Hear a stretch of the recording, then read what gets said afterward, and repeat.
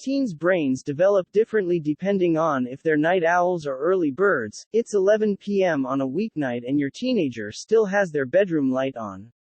You want them to get enough sleep for school the next day, but it's a struggle. The new research shows what happens to the brains and behavior of young teenagers years after they've become night owls. They found this shift in sleep pattern increased the risk of having behavioral problems and delayed brain development in later adolescence.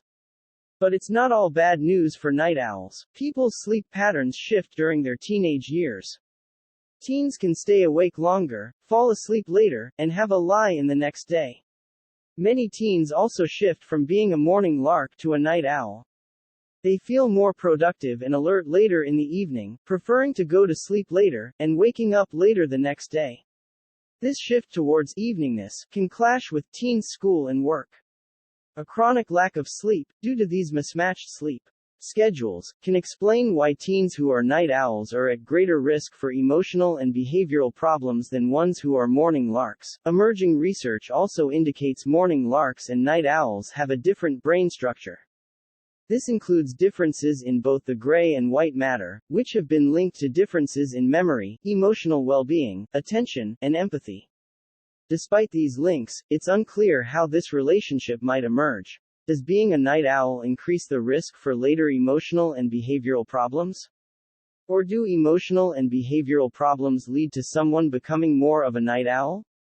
In the study, they tried to answer these questions, following teenagers for many years. They asked over 200 teens and their parents to complete a series of questionnaires about the teens' sleep preferences, and emotional and behavioral well-being. Participants repeated these questionnaires several times over the next 7 years. The teens also had 2 brain scans, several years apart, to examine their brain development.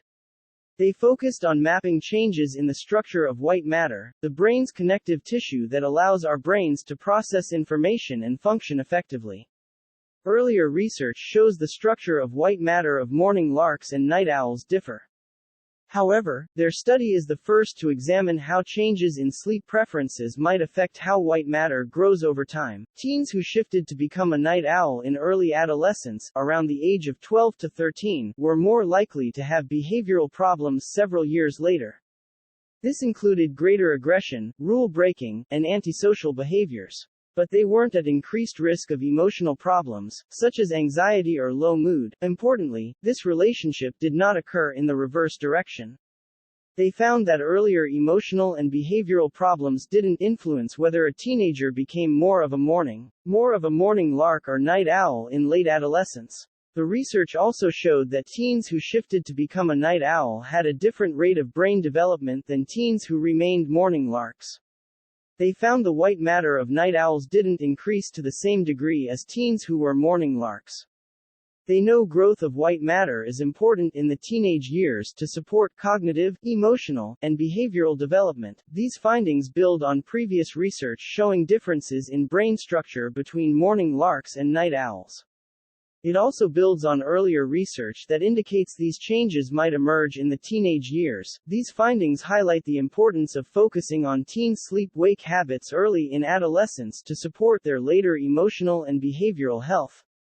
We know getting enough sleep is extremely important for both mental and brain health. It's not all bad news for night owls. As the research shows, morning lark and night owl preferences aren't set in stone. Research indicates we can modify our sleep preferences and habits. For example, exposure to light, even artificial light, alters our circadian rhythms, which can influence our sleep preferences. So minimizing late-night exposure to bright lights and screens can be one way to modify our preferences and drive for sleep. Exposure to light first thing in the morning can also help shift our internal clocks to a more morning-oriented rhythm. You could encourage your teen to have their breakfast outside, or go onto a balcony or into the garden before heading to school or work.